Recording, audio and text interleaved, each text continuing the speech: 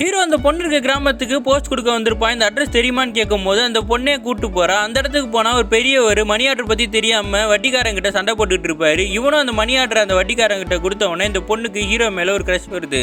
அன்னைக்கு ஃபுல்லா ஹீரோவும் அந்த பொண்ணு சேர்ந்து தான் லெட்டர் எல்லாம் கொடுத்துக்கிட்டு இருப்பாங்க. அந்த பொண்ணு கடைசியா கிளம்பும் போது ஹீரோ ஏக்கமா பாத்துக்கிட்டு இருப்பா. பெரிய மனசே இல்லாம தான் ஹீரோ அங்கிருந்து பிரிஞ்சு வருவா.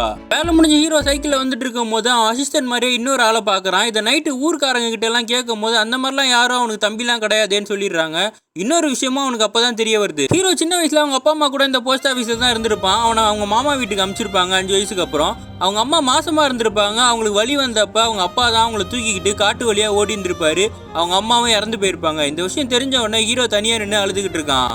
அந்த பொண்ணு ஹீரோ பார்க்க போஸ்ட் ஆஃபீஸ் வந்திருப்பான். அந்த டைம்ல மறுபடியும் லவ் சாங் ப்ளே ஆகுது. இந்த பொண்ணு டென்ஷன் ஆகி என்ன பார்த்த உடனே லவ் சாங் ப்ளே பண்றியான்னு கேட்கறா. இவனும் உள்ள கூட்டு போய் டேப் ரிகார்டரை காமிச்ச உடனே மறுபடியும் பாட்டு ப்ளே ஆகுது. அந்த பொண்ணு அதை பார்த்து சிரிச்சுக்கிட்டு இருக்கா.